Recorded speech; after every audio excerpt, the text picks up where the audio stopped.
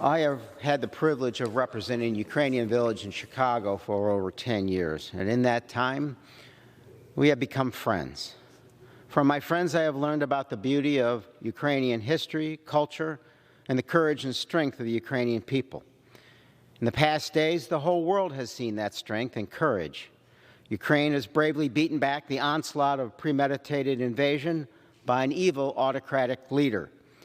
In response, there has been an outpouring of support from the entire world. But as I rise today, Madam Speaker, because our thoughts and prayers are not enough. Of course, those expressions of support matter.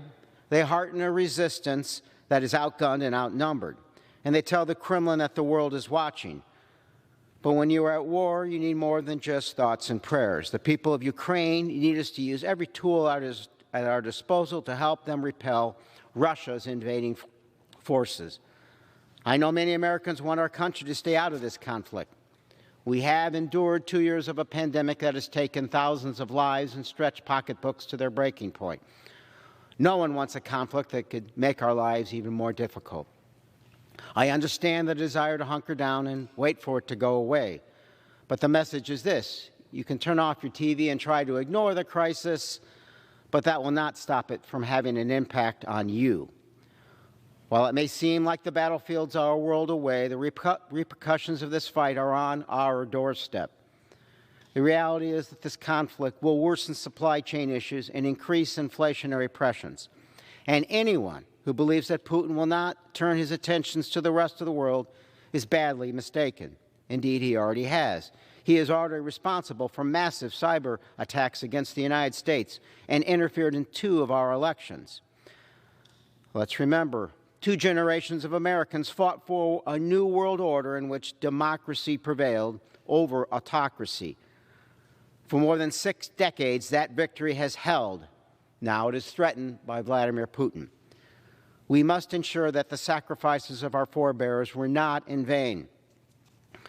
Surely other autocrats with desires to carve out expanded borders at the expense of sovereign democracies are watching the extent of Western resolve. Ukrainian President Zelensky has begged the West for military aid. The U.S. must hear these pleas. Thankfully, the response has begun. President Biden recently authorized an additional $350 million defense aid package for Ukraine, bringing the total commitment of U.S. security assistance to $1 billion this year alone. And NATO has begun to send weapons and equipment for the first time in history.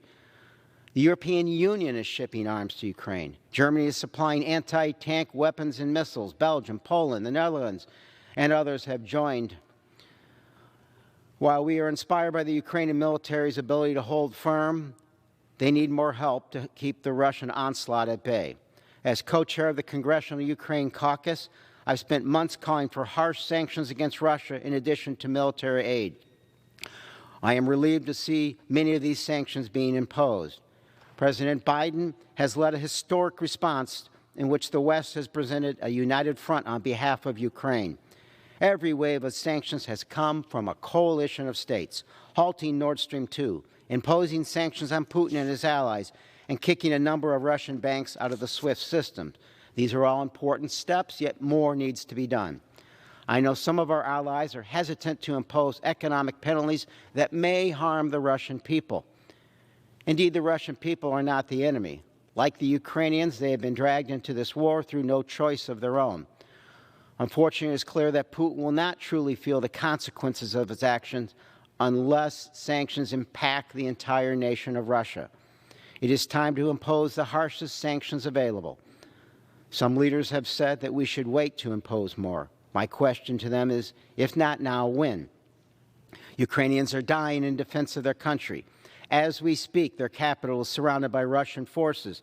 500,000 Ukrainians have already fled their homes. Soldiers have died, civilians have been killed, children have been murdered. The time for action is now. Madam Speaker, I have visited Ukraine many times. I've seen the beauty of their fields, the blue of their sky. I've shaken hands with their people, heard their praise of democracy, and stood next to their leaders. The Ukrainian spirit I saw this weekend in rallies in Chicago is the same Ukrainian spirit I saw in Kyiv when I visited shortly after the Maidan. Just 2 years ago, I met with the mayor of Kyiv right here in this building. We shared stories about the cities we represent, Chicago and Kyiv, sister cities. I promised during that meeting that U.S. would always stand with Ukraine. We must live up to that promise. Until we do, Slava Ukraini. And I yield back.